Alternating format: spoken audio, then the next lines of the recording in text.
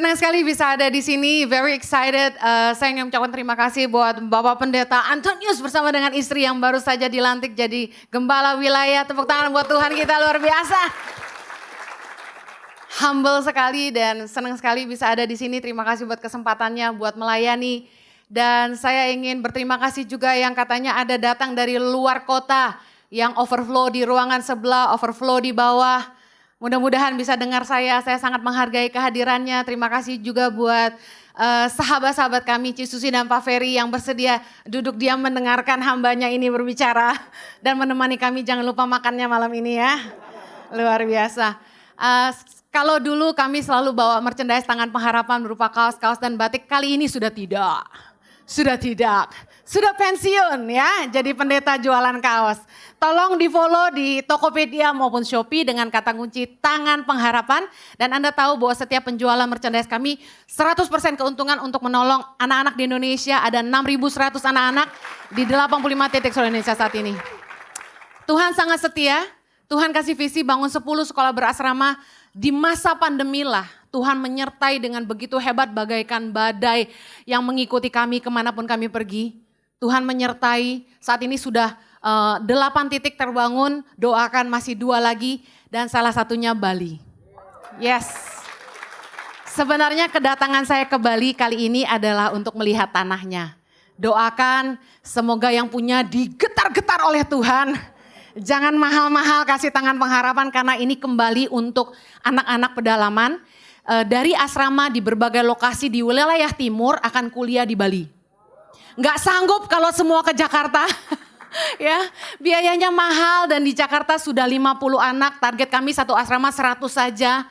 Dan sekarang di Jakarta sudah 50, Atambua sudah hampir 50 juga. Nggak sanggup kalau semua ke Jakarta. Jadi kami berdoa, kami sepakat Bali Jo. Supaya kami juga bisa kemari sering-sering ya Pak. Kiranya berkenan ya. Daripada buka gereja sendiri kan Pak ya. Bantu-bantulah. Kan anak Om Arifin juga.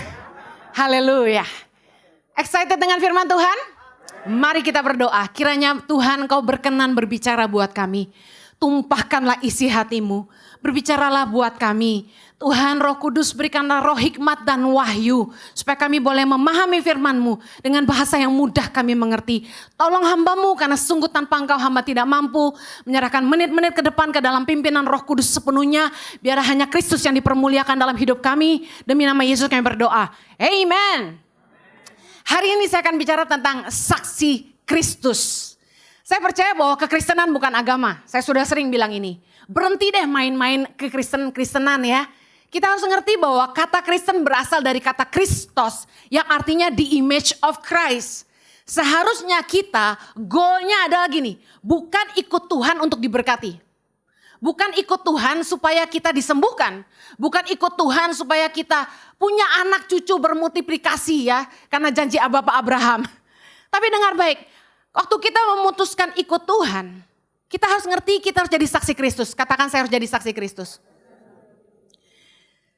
Saya akan langsung masuk pada poin pertama. Apakah orang-orang tidak percaya di sekitar Anda, karena kita ini minoritas, mereka bisa melihat perbedaan dalam hidup Anda? Roma 12 ayat yang kedua. Janganlah kamu menjadi serupa dengan dunia ini. Jangan menjadi serupa artinya kita nggak boleh sama. Tetapi berubahlah oleh pembaharuan budimu. Sehingga kamu dapat membedakan manakah kehendak Allah, apa yang baik, yang berkenan kepada Allah, dan yang sempurna. Yang seringkali membuat kita gagal jadi saksi Kristus adalah kita takut tampil beda.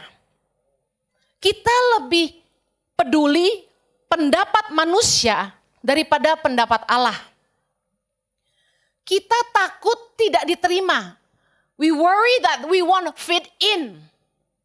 Kita khawatir kehilangan teman daripada kehilangan Tuhan. Saya kasih contoh. Di gereja auranya beda. Sampai di pintu aja itu kayak udah ada switch. Tik. Tersenyum, wajah malaikat on. Angel face on. Keluar sayap semua. Coba perhatiin, sampai pintu aja udah gini. Shalom. Beda nggak? Kembali ke nature kita di mana? Bubar gereja ke parkiran. Di parkiran jemaat udah berantem tuh. Beli, motornya beset mobil saya. Mobil mahal nih, ganti. Saya pernah saksikan sendiri, saya khotbah di salah satu gereja, GBI juga. Rame bros. Tahu-tahu yang nyupir buka jendela. Minggir.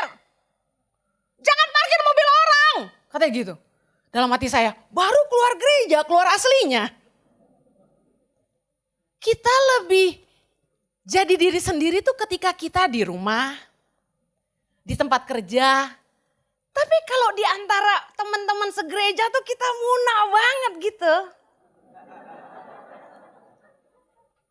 Dengar baik.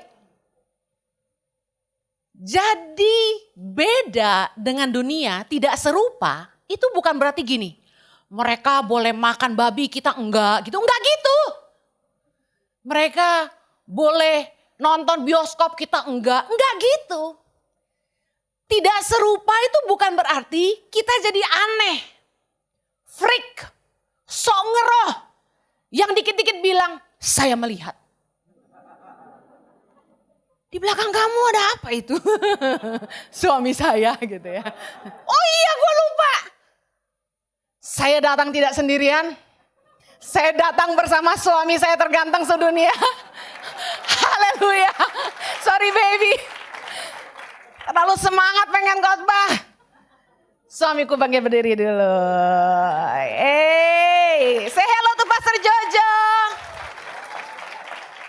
Tadi kalian miss dengerin khotbahnya tadi di ibadah kelima ya. Bapak harus bangun yang lebih besar. Kasihan yang overflow di bawah. Amen. Well, balik lagi sebelum saya lupa.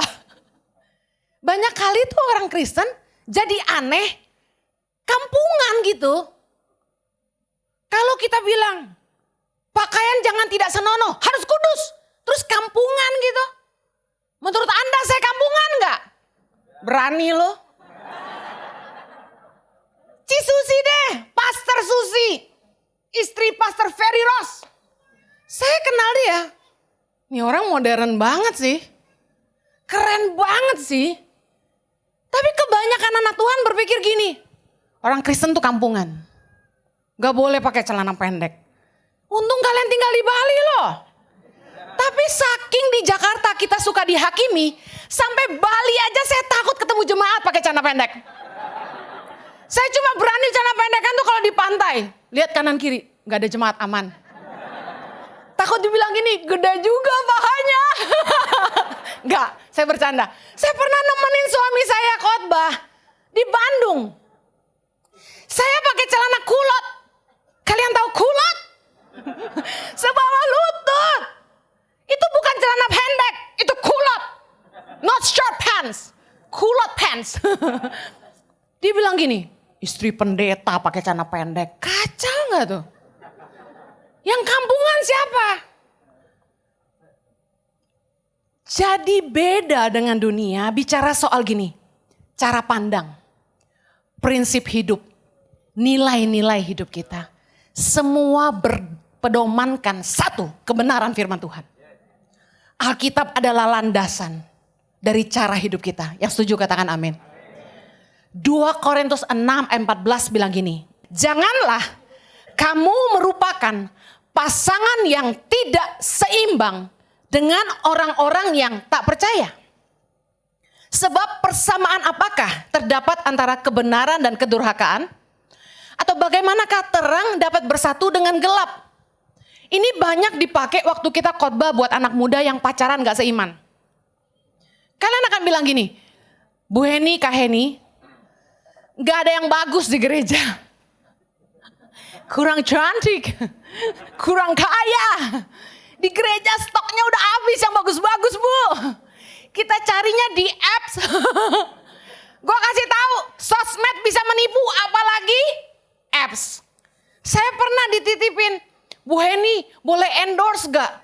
Promosi dong apps jodoh kita. Gue bilang kagak. Kan saya nggak tahu landasannya apa kalian jodohin orang. Sama-sama suka kuning gitu. Saya sama Jojo dua kepala yang berbeda. A ketemu B. Gak pernah tuh yang langsung setuju gitu. Sepakat gitu gak bisa. Jadi kita argue dulu. Baru sepakat gitu. Bayangin yang nilainya gak sama gitu. Dengar baik. Kenapa pilih pasangan harus yang seiman? Karena paling gak nilainya sama. Sesama orang Kristen aja. Itu pergumulannya berat loh. Meskipun kawin sama pendeta. Jangan nitip cari jodoh pendeta. Gue kasih tahu sama beratnya. Lebih berat. Kenapa firman Tuhan katakan pasangan yang tidak seimbang dengan orang yang tidak percaya? Karena gini, mereka gak hidup berdasarkan kebenaran yang kita pegang. Saya bacakan contoh-contohnya. Yang setuju bilang amin-amin dong. Kalau orang dunia kawin cerai begitu mudah. Saksi Kristus harusnya setia sama pasangannya. Bertengkar itu pasti ada. Tapi mereka fight untuk mempertahankan pernikahan mereka. Dan mereka merendahkan hati untuk saling mengerti. Katakan amin. Kalau orang dunia untuk maju harus pakai tipu-tipu. Saksi Kristus harusnya jujur, melakukan yang terbaik. Dan memperlakukan orang lain sebagaimana dia ingin diperlakukan. Yang setuju katakan amin. Kalau orang dunia suka berhutang dan lupa ingatan. Udah suka berhutang lupa ingatan. Ditagih malah galak. Baikin kita kalau butuh doang. Saksi Kristus harusnya bayar hutang tepat waktu. Bukannya berhutang tapi meminjamkan. Amen. Loh cuma Bapak yang amin. Haleluya. Yang ngutang-ngutang bayar. Kalau orang dunia tidak bisa dipercaya, saksi Kristus harus bisa dipegang omongannya. Kalau orang dunia berpakaian tidak senonoh dan suka kumpul kebo, saksi Kristus harusnya sopan dan hidup dalam kekudusan. Nikah sah baru hidup bersama. Living together is only allowed if you are married. Di sini di Bali itu kulturnya banyak bulenya, banyak orang Jepangnya. Lalu kita mulai kawin campur. You know, teman saya orang Jepang. Dia bilang gini, dia bawa kakaknya. Dia bilang sama saya, Henny, please introduce my brother to one of your friend. He's still single. Terus saya bawa dong anak Bali, Ilu. Yohana Ilu. Saya bilang, I'm going to introduce you to Yohana. She is single and she is virgin. Kalau kita orang Indonesia, itu ada timur, itu mendekati kebenaran firman loh. Bahwa virginity is important gitu. Yang udah gak virgin jangan rendah diri ya. Santai aja, gue juga udah gak ya. Saya kasih tahu. Waktu saya jawab, ini orang single dan masih virgin. Tahu gak orang Jepang itu bilang apa? Oh no. You know why? Di Jepang kalau umur di atas 20, lu masih virgin, lu gak laku. Beda prinsip. Teman saya orang Shanghai. Dia kumpul kebo sama pacarnya. Dia bilang gini, Henny, waktu itu saya belum married. Kok kamu gak kumpul kebo? Saya bilang no. Why? Dia bilang, it's normal you know. In China, we all living together. Why bother married? Dia bilang. Ngapain nikah? Dia bilang. Berat ongkosnya, tanggung jawabnya ribet. Mesti tuntun dan punya anak dan sebagainya. Kenapa kita disebut pasangan ini tidak seimbang dengan orang yang tidak percaya?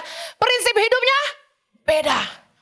Masalahnya gini, orang-orang dunia di sekitar Anda bisa lihat gak Anda beda. Kalau mereka bilang gini, lu sama gue bro, something wrong with you. Kalau orang dunia kejam, gak bisa ngampunin orang, suka menjatuhkan orang lain, saksi Kristus harusnya penuh belas kasihan, mudah mengampuni, dan suka membangun orang lain. Bukannya tukang fitnah. Bukannya pasang-pasang foto orang di YouTube-nya dia biar banyak yang nonton, rese. Gue gak kepahitan loh. Gue cuma tiba-tiba inget. Kalau orang dunia suka ngebedain orang. Kalau sama orang kaya dia baik. Bapak, ngantri? cincin berlian. Sebelah sini. Mau duduk dekat Ibu Heni? Bisa diatur. Pak Ferry, geser sedikit. Gitu. Maaf, ini kan contoh. Jangan sakit hati asyarnya, ya Pak. Saya udah ngomong nih, awas dendam. Kalau orang dunia suka membeda-bedakan, kaya miskin, sama orang kaya hormat-hormat, sopan-sopan, kalau sama pembantunya jahat, sama susternya pelit, makan keluarga habis gereja, semua pesan steak, restorannya mahal ceritanya. Pembantunya, kamu di rumah aja ya makannya, tunggu ya. Orang Kristen kok kayak gitu? Dengar baik. Kalau orang dunia suka ngebedain orang sama pembantu jahat, saksi Kristus harusnya gak boleh membeda-bedakan orang. Kaya miskin diperlakukan sama baiknya. Firman Tuhan berkata Matius 7:12, apa saja yang kamu ingin orang lain perbuat sama kamu, perbuatlah demikian juga. Itu prinsip dasar kasih. Bahwa apapun yang kamu mau buat diri kamu sendiri, itu dasar dari the best customer service di perusahaan Anda. Bahwa kita sopan sama orang, tanpa mandang orang. Dia kaya, dia miskin, you never know. Anda tidak pernah tahu, Tuhan itu bisa ngangkat hidup orang, segampang dia membalikkan telapak tangan. Hargai semua orang, amen. Waktu Indonesia krisis, tahukah Anda siapa yang jadi hero? Pembantu-pembantu rumah tangga yang melindungi tuannya. Karena tuannya baik sama mereka. Your money means nothing when it is crisis. Mau terbang, tiket gak ada, pesawat gak berangkat. Kita mau selamat gimana? Jangan songong-songong. Kita orang minoritas, jangan benci agama lain. You have to embrace them with love. Show them who Christ is. Bilang gini, saya di image of Christ. Kalau mereka pengen lihat Kristus, mereka bisa lihat kamu gitu. Kita gak boleh benci agama lain, jangan pakai mimbar nyerang agama lain, gak perlu. Kita doain mereka dan kita cintai mereka. They wanna know how good Christian is. Jangan sampai orang dunia bilang gini, iman sama kelakuan gak sejalan. Dengar baik, hari ini, apakah hidupmu dipimpin oleh prinsip kebenaran firman Tuhan? Apakah hari ini hidupmu dipimpin oleh prinsip kasih kepada Allah dan sesama? Kalau orang dunia gak bisa lihat hidup kita beda. Dia pelit, kita pelit sama aja. Dia selingkuh, kita selingkuh. Dia ngutang, kita ngutang. Dia nipu, kita nipu. Bagaimana kita mau jadi saksi Kristus? Come on. Yang kedua, apakah orang bisa melihat perubahan hidup Anda lebih baik sejak Anda mengikut Kristus? Saya yakin di Bali ini banyak orang-orang yang sebelumnya gak kenal Kristus, hari ini kenal Kristus. Pertanyaan saya, apakah orang bisa lihat perubahan hidup Anda jadi lebih baik? 2 Korintus 2:14. Kita baca sama-sama. Tetapi syukur bagi Allah yang dalam Kristus selalu membawa kami di jalan kemenangannya. Dengan perantaran kami, ia menyebarkan keharuman pengenalan akan dia di mana-mana. Saya percaya bahwa pengikut Kristus harusnya hidupnya berkemenangan. Katakan amin. Kalau kita banyak hutang, kalau hidup kita selalu banyak masalah, tiap kali kita ketemu teman kita bilang gini, stres gue bro, gak pernah ngucap syukurnya.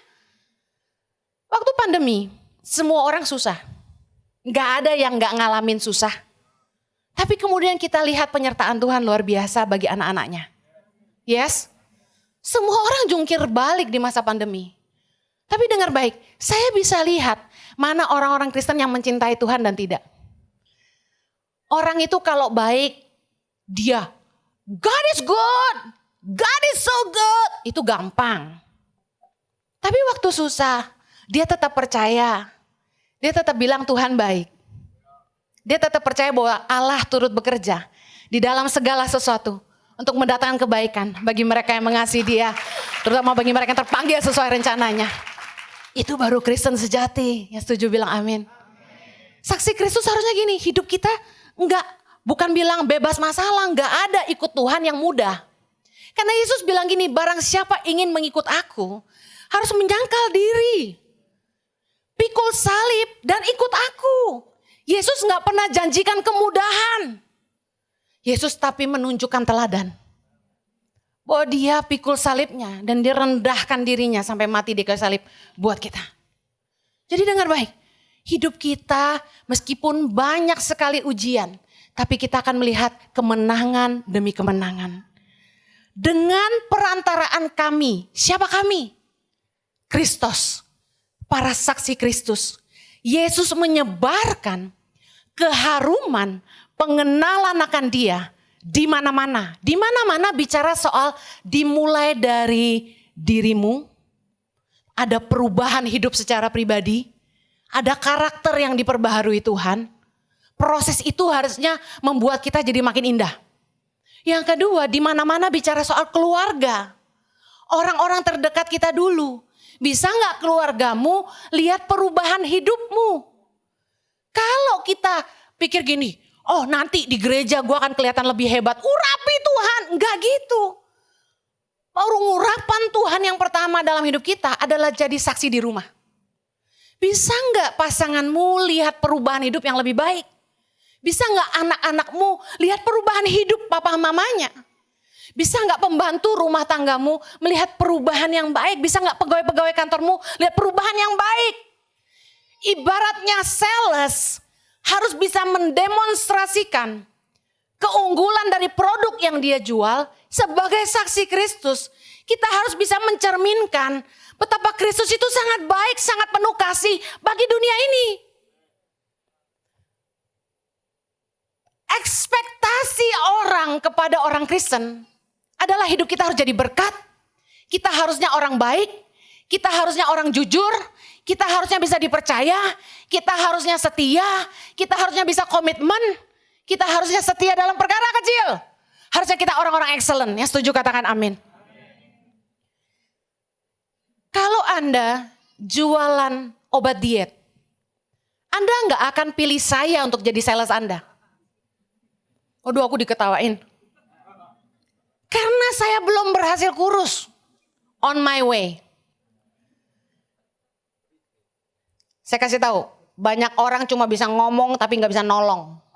Ada 2 orang, dia tahu saya struggling nurunin berat badan sejak umur 40, susah turun. Hormonal. Makannya sama, gendutnya beda. Hirup udara aja besar. Gimana coba? Minum air aja jadi daging. Susah payah, lari sore, treadmill, name it as my husband. Nggak turun-turun. Jo, aku udah treadmill seminggu, sekilo aja nggak turun. Keringat udah banyak. Saya gampang keringetan. Pori-pori udah gede. Tapi lemaknya tetap numpuk. Ada jemaat online baik hati kirim produk diet buat kami berdua. Itu yang orang dibilang gak cuma ngomong tapi nolong. Dia tahu kita struggling. So far berjalan 3 minggu. Saya turun 2 kilo. Kamu? Anyway. Sama dengan Tuhan sama kita. Tuhan mau. Sebagai saksi Kristus. Kita bisa mencerminkan Kristus buat orang lain. Tapi mulainya dari gini. Mulai dari orang terdekat dulu. Iman itu bukan bicara soal apa yang kelihatan di depan. Tapi bicara soal kehidupan. Kita akan terjebak jadi munafik kalau fokus kita tuh apa yang dilihat orang. Matius 23 ayat 25 sampai 28. Ayat 25 bilang gini. Celakalah kamu hai ahli-ahli Taurat dan orang-orang Farisi. Hai kamu orang-orang munafik. Sebab cawan dan pinggan kamu bersihkan sebelah luarnya. Tapi sebelah dalamnya penuh rampasan dan kerakusan.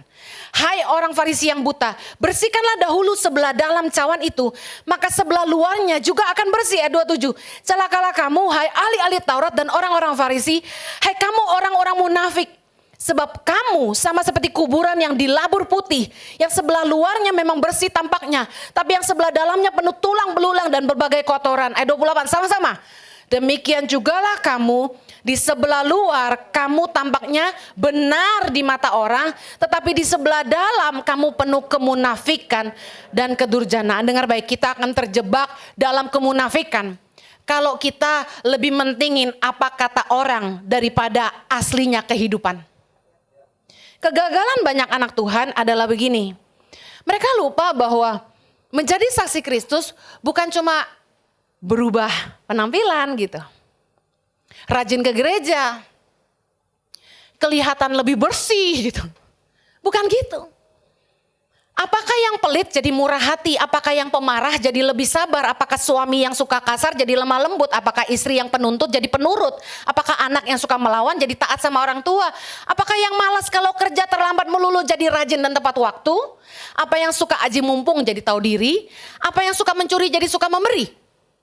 Harus ada perubahan yang nyata. Kita gak bisa bilang gini, lu jangan lihat gua, lihat Tuhan aja. Mana? It's an excuse. Alasan doang. Sorry ya, hamba Tuhan juga manusia. Alasan. Kita manusia. Tapi kita harus bisa jadi teladan sebagai orang percaya. Emang Bu Heni gak pernah bikin salah? Bikin salah, tapi minta maaf. Rendah hati dong. Udah salah sombong. Udah kere lebih sombong. Dinasehatin gak mau denger. Dengar nih anak muda terutama. Lu gak pintar ngatur duit, kere terus lo gue bilangin. Jangan banyak gaya. Gak usah beli sepatu Prada, tas Versace, apalagi Chanel, Hermes. Gak kebeli Kak, sama. Gue kasih tahu, gak usah gaya, yang penting lu punya rumah. Kecil-kecil punyamu sendiri. Anak duit kok gaya-gaya. Ngisin-ngisini umbong. Yang gak ngerti gak apa-apa ya, itu gak penting. Anda kalau punya uang tuh belilah sesuatu yang berguna gitu loh. Mikir panjang, 5 tahun ke depan saya bakal nikah gak? Ayo yang mau nikah angkat tangan. Gak mau nikah, Tuhan jepret foto. Yang gak angkat tangan biarin jomblo, angkat tangan yang mau nikah. Langsung banyak. Udah nyicil rumah belum? Belajar ya. Saya dari dulu gak pernah belanja branded. Saya gak gila mobil. Mobil bekas waktu itu saya beli. Suami saya nih bertobat dari cinta mobil sampai bertobat. Ya, saya bilang gini, Jojo, aku gak minta berlian, gak minta branded. Kita nyicil rumah bareng. Dari muda. Dari masih sebelum nikah kami udah tunangan, kami nyicil rumah. Makanya sekarang bisa punya rumah. Kamu umur 30 masih numpang rumah mama. Jangan nikah kalau masih numpang rumah orang tua. Gak selalu sih. Kasus-kasus khusus gak apa-apa lah ya. Sambil nabung numpang rumah mama. Daripada gengsi gak punya duit ya kan. Buang gengsimu. Seringkali kita terjebak sama yang gak esensi gitu loh. Padahal perubahan hidup tuh gini. Benerin dulu prinsipnya. Gimana mau jadi saksi bagi Tuhan di luar rumah kalau rumah tangga sendiri makan aja susah. Sama temen royal, traktir. Udah nikah, kakak dibantu, mama dibantu, anak jerit-jerit, uang sekolah 2 bulan belum bayar papa.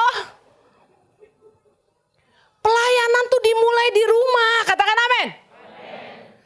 Yang paling harusnya bisa lihat perubahan hidupmu jadi lebih baik sejak ikut Yesus tuh pasanganmu, anak-anakmu. Tapi kita gagal untuk lihat yang paling esensi. Menurut kita yang penting teman-teman sayang aku. Yang penting orang banyak terima aku. Pulang rumah istri marah-marah, anak cuek gak apa-apa. Padahal waktu COVID, saya mau tanya, yang ngurusin Anda siapa? Hah? Yang rela sakit siapa? Hah? Aku seneng COVID itu mengajarkan kita apa yang paling esensi. Bahwa pasangan kita adalah teman seperjuangan kita. Yang sering kali kita lukai, kita korbankan demi menyenangkan orang banyak. Tapi ketika kita susah dan ada di bawah, orang banyak itu meninggalkan kita. Jangan lupa jadi saksi dulu di rumah. Beresin keuanganmu. Jangan ngutang sana sini. Tempat ketiga yang harus Anda jadi saksi, selain diri sendiri, keluarga yang ketiga adalah ini. Tempat kerjamu, sekolahmu buat yang sekolah. Loh bukan di gereja kayak ini. Di gereja mah udah gak usah lah. Kalian udah tampang malaikat semua, auto switch. di tempat kerja. Kerja yang benar. Tapi itu poin ketiga. Saya mau baca satu ayat dulu sebelum masuk ke situ. 1 Timotius 3. Ayat kedua. Karena itu penilik jemaat haruslah seorang yang tak bercacat, suami dari satu istri, dapat menahan diri, bijaksana, sopan, suka memberi tumpangan, cakap mengajar orang, bukan peminum, bukan pemarah, melainkan peramah, pendamai, bukan hamba uang, seorang kepala keluarga yang baik, disegani dan dihormati oleh anak-anaknya. Jikalau seorang tidak tahu mengepalai keluarganya sendiri, bagaimanakah ia dapat mengurus jemaat Allah? Saya yakin sebagai gembala-gembala, pelayan-pelayan Tuhan ini note paling penting buat kita. Bicara soal ayat ini, bicara soal karakter, perubahan hidup yang harus terjadi. Yang pertama adalah karakter kita. Kita bisa cuma punya satu istri atau satu suami. Berhenti jadi playboy tengek. Kita bisa nahan diri, nggak rakus. Kita nggak emosian. Bijaksana, jangan seledoran. Jangan tergesa-gesa bikin keputusan, sopan, jangan kurang ajar. Suka memberi tumpangan, jangan pelit. Cakap mengajar orang, bukan peminum, bukan pemarah, melainkan peramah, pendamai, bukan hamba uang. Bicara soal karakter nih semua. Perubahan hidup ini harus dimulai dari ini dulu, bukan pelayanan dulu. Kebanyakan orang terima Yesus, ikut pemuritan ya, dibaptis ya, pelayanan ya, bukan gitu. Berubah dulu secara karakter. Kita harus ngerti ini, makanya kita jadi batu sandungan waktu kita pelayanan, tapi kita maki-maki orang di jalanan. Itu bukannya pendeta itu tuh. Itu bukannya diaken gereja itu tuh. Dengar baik, yang berikutnya jadi keluarga, kepala keluarga yang baik, disegani, dihormati anak-anak, tahu mengepalai keluarga. Bicara gini, jadi saksi di rumah sendiri dulu. Makanya kenapa anak pendeta nakal-nakal? Karena papanya preman di rumah. Bahagia gak anak-anakmu waktu kamu pulang? Atau malah takut? Bahagia gak pasanganmu kalau ketemu kamu? Atau malah menciut? Tantangan suami istri adalah gini. Kita hebat di luar, tapi kita gagal memenangkan peperangan dalam pernikahan.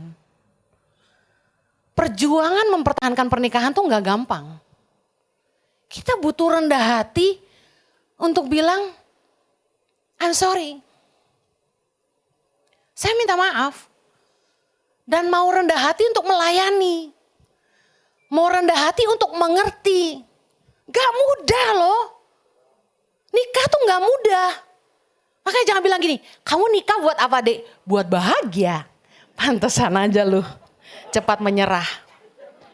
Karena bahagia itu hasil dari perjuangan. Dari air mata dan doa. Dari tidak mementingkan diri sendiri. Kita mesti ngerti bahwa kita harus jadi saksi dulu di rumah. Kenapa banyak pelayanan hancur? Karena kita munafik. Rumah tangga gak beres, tapi kita khotbah. Kalau saya mending jangan pelayanan, beresin dulu rumah. Saya bilang sama suami saya, tahun 2019 saya bilang sama suami saya gini, aku udah gak mau khotbah keliling lagi ya. Padahal Bapak Ibu, adik-adik tersayang, Tuhan itu mulai munculkan saya justru 2018-2019. Out of nowhere, Ibu Heni di airport, di pesawat, Ibu Heni Kristianus, di supermarket, Ibu Heni. Lah, kok pada tahu gue nih dari mana nih? Perasaan gak pernah pasang iklan loh. Ternyata sosial media hebat juga tuh TikTok ya. Saya gak punya akun TikTok. Tapi orang nonton saya di TikTok. Akhirnya staff saya bikinin saya akun TikTok yang gak pernah diupload itu. Katanya Kak Heni bisa cari duit di TikTok. Enggak, capek ngurusnya. Siapin bahan khotbah aja udah habis tenaga, pikiran, dan waktu. Suruh ngupload TikTok lagi. Di IG. Saya kasih tahu. Saya bilang sama suami saya. Tuhan ingatkan saya. Akhir 2018. Family first priority. Di saat Tuhan melambungkan nama saya, demi kemuliaannya, di situ Tuhan suruh saya pulang ke rumah. Berhenti khotbah keliling. Percaya nggak undangan justru banyak banget.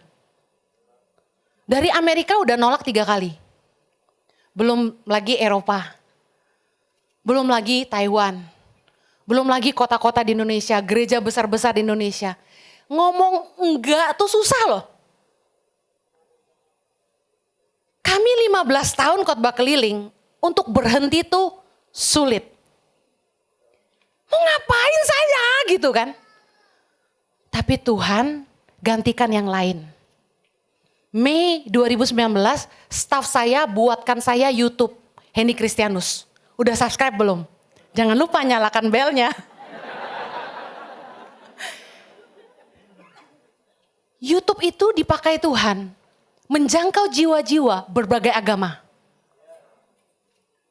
Ke seluruh pelosok Indonesia, ke ujung penjuru bumi yang saya tidak pernah tapakan kaki.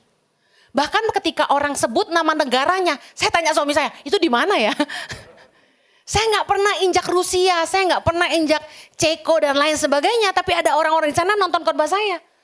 Tuhan mulai bukakan, kamu menyerahkan sesuatu yang berharga. Saya kasih tahu ya, sejujurnya seorang hamba Tuhan tuh seneng lagi khotbah di depan orang banyak. Ini kejujuran. Apalagi itu yang angkanya ribu-ribuan.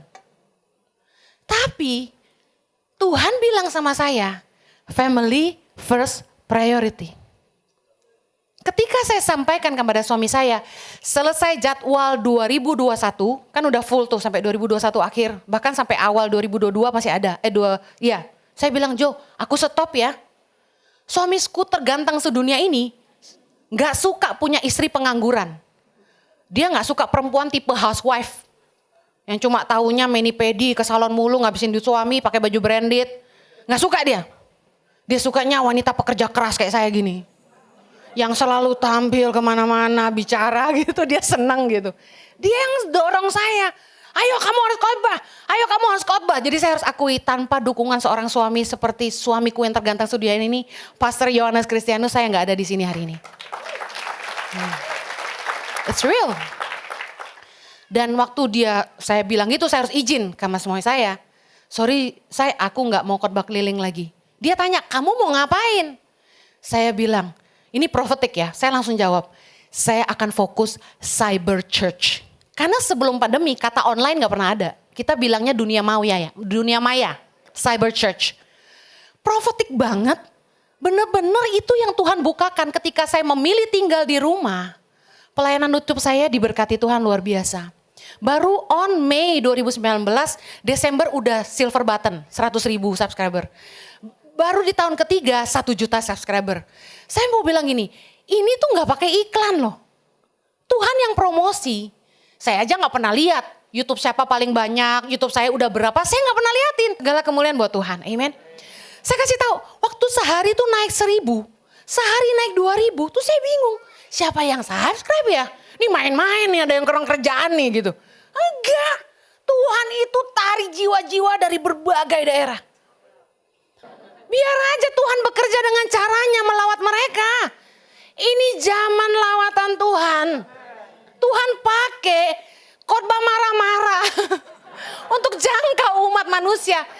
Saya dengerin khotbah itu, saya bilang gini, suamiku matikan itu. Dia bilang ini kan khotbah kamu, berisik sekali. Ini sejujurnya, saya dengerin khotbah saya sendiri tuh saya gak suka. Saya bilang gini, napas dong gitu. Kok ngomong marah-marah sih, jantung gue jadi deg-degan nih, pelanan gitu. Saya bisa paham banyak yang gak suka. Apalagi yang istrinya suka setelin gede-gede supaya suaminya dengar. Suami-suami nih, jangan pelit sama istri gitu, dikencengin. Di gereja-gereja, suami-suami datangin saya. Bu Henny, tiap malam istri saya dengar khotbah ibu, dikencengin tuh gede-gede biar saya dengar. Terus tapi ada suami yang bilang juga, Bu Henny, saya senang khotbah ibu, saya kenceng-kencengin biar istri saya dengar. Ibu-ibu dengar saya, biarpun kakak iparmu beli tas branded, kamu gak usah ikut-ikutan, dikencengin. Haleluya. Saya salut loh sama orang-orang yang bisa ngulangin kata-kata saya di TikTok. Saya aja gak hafal. Saya kan khotbah spontanitas, pimpinan Roh Kudus. Disuruh ngulang gak bisa. Makanya waktu saya disuruh khotbah kemarin di sini, saya marah-marah sama suami saya. Saya bilang gini, gua datang liburan suruh khotbah. Maaf ya Pak. Dia bilang gini, kan gampang, materimu udah ada buat minggu ini. Gak bisa gitu, aku kan pimpinan Roh Kudus. Gak bisa sembarangan khotbah. Jadi tengah malam semalam saya siapin ini. God is good, amen. Apakah hidup Anda jadi berkat di tempat di mana Anda sekolah dan bekerja? Jangan jadi saksi Kristus di luar harus jadi saksi Kristus di luar jemaat, jangan cuma di gereja aja. Amen. Jangan jago kandang doang dong. Jadi saksi itu di luar gereja, di tempat kerja, di perusahaanmu, di tengah teman-teman yang gak percaya, di keluargamu yang bukan orang percaya. Jadi saksi Kristus di situ. 1 Timotius 3 ayat 7. Hendaklah ia juga mempunyai nama baik di luar jemaat, agar jangan ia digugat orang dan jatuh ke dalam jerat iblis. 2 Korintus 6 ayat yang ketiga. Dalam hal apapun kami tidak memberi sebab orang tersandung, sebab supaya pelayanan kami jangan sampai dicela. Goal kita sampai jadi orang Kristen dan gini, saksi Kristus gak boleh jadi batu sandungan. Saksi Kristus harus jadi berkat. Katakan amin. Dengar baik. 1 Petrus 2 ayat 12. Milikilah cara hidup yang baik. Saya ulangi, cara hidup yang baik di tengah-tengah bangsa-bangsa, bukan Yahudi, supaya apabila mereka memfitnah kamu sebagai orang durjana, mereka dapat melihatnya dari perbuatan-perbuatanmu yang baik dan memuliakan Allah pada hari Ia melawat mereka. Saya kasih tahu sekali lagi, kekristenan itu identik dengan kebaikan, like it or not. Orang Kristen akan di-expect baik, jujur, setia, komitmen. Makanya orang senang punya pegawai orang Kristen. Harusnya kalau Anda menghidupi kebenaran ini, gak ada lagi orang Kristen yang nganggur. Harusnya yang duduk di kursi-kursi paling penting di setiap perusahaan itu anak Tuhan. Karena paling bisa dipercaya, paling setia. Jangan dapat tawaran gaji lebih tinggi, pindah. Ada cewek lebih cakep, pindah. Ada cowok lebih kaya, pindah. Setia, amen. Makanya yakin dulu itu dari Tuhan. Matius 5:16. Demikianlah hendaknya terangmu bercahaya di depan orang supaya mereka melihat perbuatanmu yang baik dan memuliakan Bapamu yang di sorga. Saya ingin pesan ini, jadi berkat di dunia kerja. Kita harus excellent di dunia kerja. Kita harus jadi yang terbaik. Izinkan saya pakai kata ini, kita harus sukses di marketplace. Bu Heni bilang sukses gak identik dengan kekayaan. Dengar baik, kalau kamu miskin gak ada orang yang mau dengar tentang Yesus. Kamu harus berhasil dalam pekerjaanmu. Bukan seberapa jumlahnya, tapi bagaimana orang bisa lihat kamu tuh excellent banget sih. Jujur banget sih. Orang bisa lihat gini, meskipun gajimu gak naik-naik, bosmu gak lihat kamu lembur, gak pernah bayar lebih. Tapi kamu tetap setia dan lakukan yang terbaik karena kamu percaya. Orang yang setia dalam perkara kecil pasti dipercayakan perkara besar. Kamu yakin kalau kamu setia dengan harta orang lain, Tuhan akan mempercayakan hartamu sendiri padamu. Amen. 1 Timotius 6 ayat 1. Semua orang yang menanggung beban perbudakan, artinya kita kerja sama orang, hendaknya menganggap tuan mereka layak mendapat segala penghormatan, agar nama Allah dan ajaran kita jangan dihujat orang. Jadi saksi di dunia kerja. Ayat kedua, jika tuan mereka seorang percaya, janganlah ia kurang disegani karena bersaudara dalam Kristus, melainkan hendaklah ia dilayani mereka dengan lebih baik lagi, karena tuan yang menerima berkat pelayanan mereka ialah saudara yang percaya dan kekasih. Dengar ini, saya rindu orang Kristen hidupi ini. Katakan sama-sama, hidupku adalah ibadah. Pekerjaanku adalah pelayananku.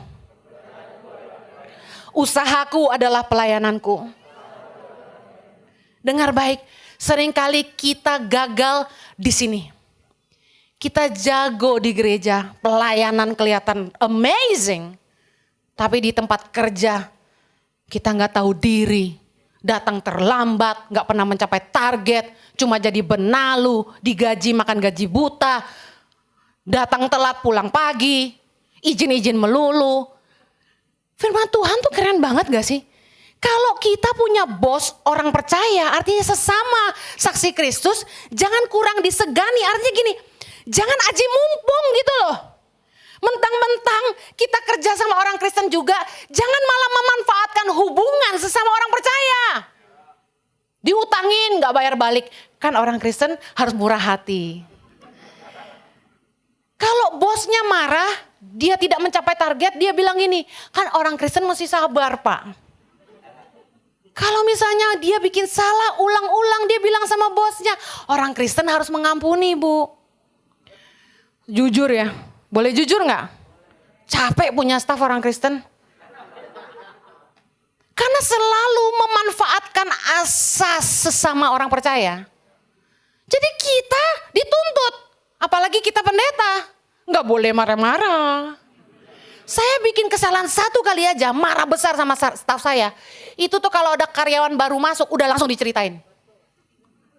Jadi kesalahan itu bertahun-tahun lalu, tapi staf terbaru tahun ini bisa langsung dapat beritanya gitu. Hebat beneran. Saya nggak curhat loh, cuma kasih contoh. Harusnya kita excellent dong di dunia kerja, nggak perlu dimarahin bosmu. Saya kasih tahu, kalau Anda mau cuti, bosmu bilang gini, silakan, Anda perlu khawatir. Kalau Anda mau cuti, bosmu bilang gini, jangan lama-lama, bagi 2 aja, awal tahun, pertengahan tahun.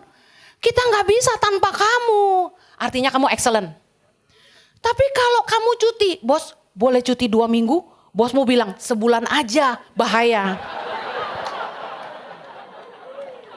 Artinya lu pergi aja dah. Dengar baik, orang cakap itu pasti berdiri di hadapan raja-raja. Kuncinya di mana? Ngerti bahwa pekerjaanmu adalah ibadah. Pelayanan di gereja nggak lebih mulia daripada pekerjaanmu. Jangan hidup di dua dunia. Anak Tuhan nggak boleh hidup di 2 dunia. Rohani dan sekuler, gak gitu. Dimanapun kita berada, hadirat Tuhan menyertai kita. Roh Allah tinggal di dalam kita. Kemanapun kita pergi, kita membawa nama Kristus bersama kita. Jadi saksilah di dunia kerja. Jangan di sini sok-sok shalom-shalom, di luar ngomong kurang ajar. Saya bingung.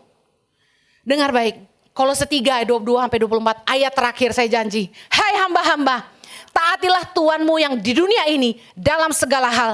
Jangan hanya di hadapan mereka saja untuk menyenangkan mereka, artinya cuma cari muka. Melainkan dengan tulus hati karena takut akan Tuhan.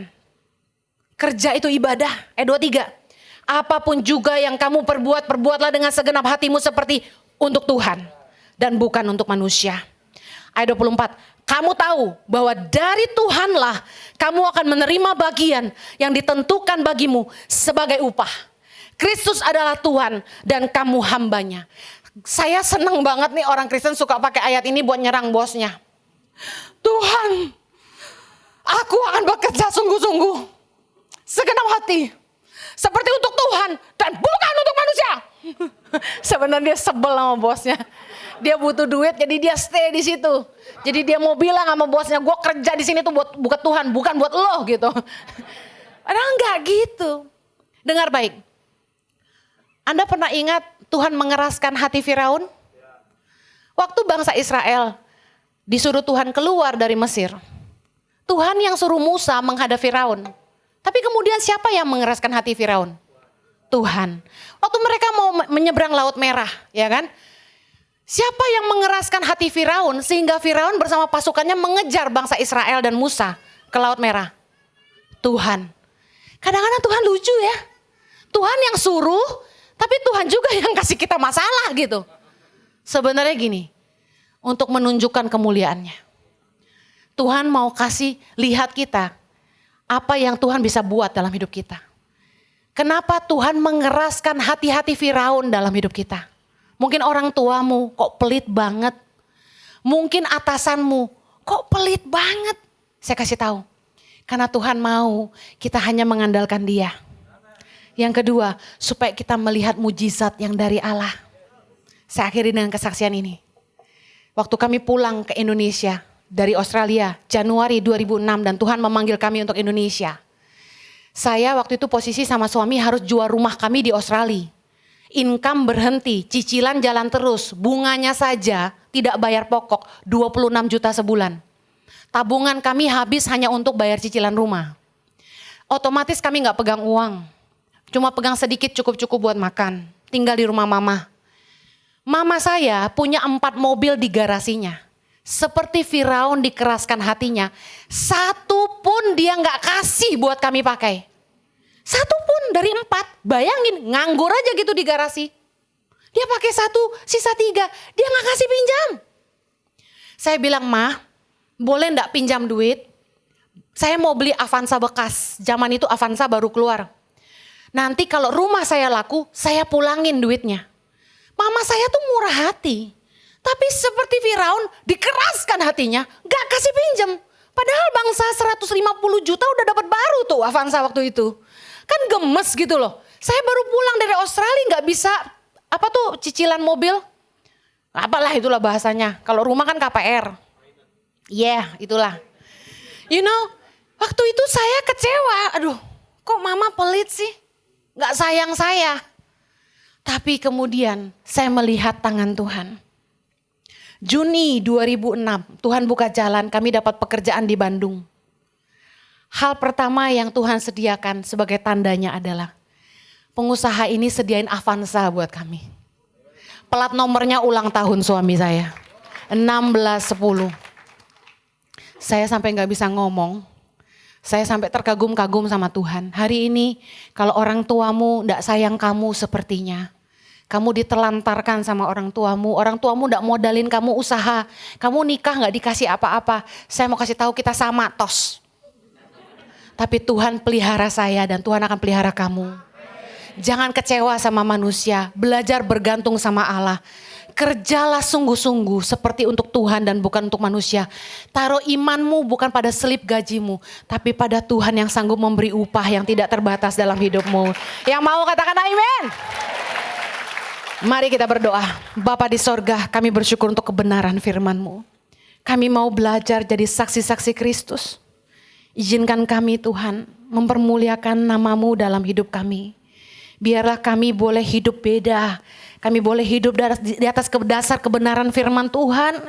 Kami boleh mencerminkan kasih Allah bagi dunia. Tolong kami supaya secara karakter kami diubahkan. Supaya sebagai individu kami jadi saksi. Terutama dimulai dari rumah Tuhan. Tolong kami jadi berkat di dunia kerja, di marketplace, lewat usaha kami, di sekolah kami, di universitas kami. Kami jadi teladan bagi orang-orang yang belum percaya. Tolong kami Tuhan, supaya lewat hidup kami, nama Kristus boleh diharumkan kemanapun kami pergi. Tolong anak-anak-Mu, hamba-Mu berdoa, kasih karunia-Mu memampukan kami, dan Kau menguduskan setiap kami. Di dalam nama Yesus kami berdoa. Amen. God bless you. Thank you for having me. Stay safe. Love you.